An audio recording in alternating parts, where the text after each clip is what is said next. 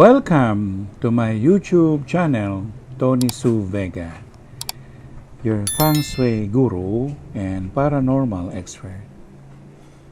Today is the 26th of August, 2023, and it is Saturday, the Day of the Dragon. Ngayong araw nga na ito ng Sabado ay araw ng Dragon. Kung pupunahin natin, ano ba ang maaari nating ipaliwanag tungkol sa dragon? Though merong mga paniniwala ang mga tao na ang dragon ay hindi nag-exist o nabuhay sa mundong pisikal. Pero sa akin, dahil ako po ay isang dragon whisperer, nakakakita po ako ng dragon at nakakausap po sila. At sila po ang kadahilanan bakit umuulan. Kung wala ang mga ulan, ay wala rin dragon. Kung walang dragon, wala rin ulan. So, konektado silang dalawa. Dahil sila rin ang tinatawag na rainmaker. So, sa araw ng dragon at araw ng Sabado, ang pinakamas magandang suot na kulay ng damit ay pwede ang lavender o mas higit sa lavender at lilac, na nagdi-describe o nagbibigay ng description sa mountain o bundok. Yun ang kulay ng bundok. What things to do or best things to do on the Day of the Dragon? Siguro pinakamagaling na gawin sa araw ng Dragon ay ang pumunta sa mga elevated na lugar o matataas na lugar. Kung nandito ka sa Metro Manila, siguro pumunta ka sa probinsya ng Rizal. Magbiyahe ka papunta ron. O yung mga mountain hikers natin, minsan nagpupunta sa malapit na mga bundok, kabundukan. At marami pong bundok sa buong Pilipinas. Kahit na dito sa Luzon, maraming bundok dito.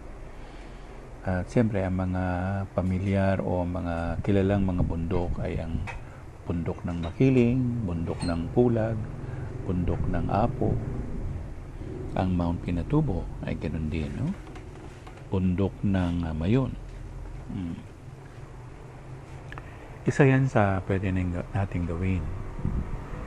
At iba pang mga aktibidades sa araw ng Dragon, pwede rin ang may kinalaman sa pagpunta sa isang mall o papunta sa isang palengke.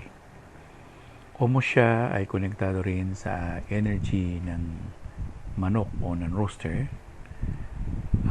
pinakamaganda rin siguro magpunta kayo sa isang convenience store, kumain doon. Marami na tayong convenience store sa Metro Manila.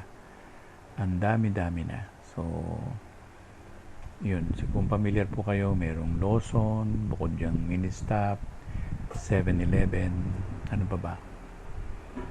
Marami. Hindi ko lang matanda ang sabihin ngayon, no? So, pwede rin doon, at isa ring activity siyan sa araw ng Dragon. Pwede rin ang magpatahi ng damit o bumili ng tela, bumili ng damit, pumunta sa isang tindahan o shopping center at doon mamili ng damit o mamili ng sapatos o kung ano mang dapat nyong gamitin o kakailanganin. Ang dragon, kung siya ay isang mythical creature o hinihinalang hindi nga siya nag-exist, hindi siya masyadong naipapaliwanag. Pwedeng may kontra, lalo na yung mga westerners o western dragons, kasi ang oriental dragons ay very positive.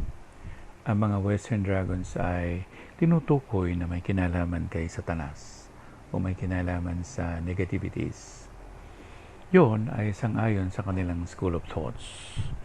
Pero kasi ang pinag-uusapan natin dito ay feng shui, so ang nire-relate natin dito ay ang oriental dragon. Kung pupunahin po ninyo, lalo na sa panahon ng kasalan, meron niya naglalaro yung tigre at saka yung dragon para sila nagliligawan. Meron din sa panahon ng Chinese New Year, uso yung nagpupunta yung mga bata o may edad na nagtatambol-tambol, may dalang images ng dragon. As a matter of fact, meron din yung competition paano gawin o gampanan ang isang dragon dance o minsan may lion dance din, no? Magkakamukha sila. Yung lion dance lang ay makikita mo kung paano may mukha talaga ng parang leon. Yung dragon talaga ganun rin. May dragon siyang itsura. Ang kaibahan lang natin sa daigdig ng realidad at sa daigdig ng mythical, maraming naikwento tungkol sa dragon.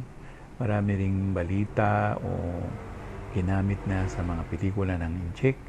Ginamit na rin sa pelikula na may involved halimbawa si Merlin na nagsasalita yung dragon.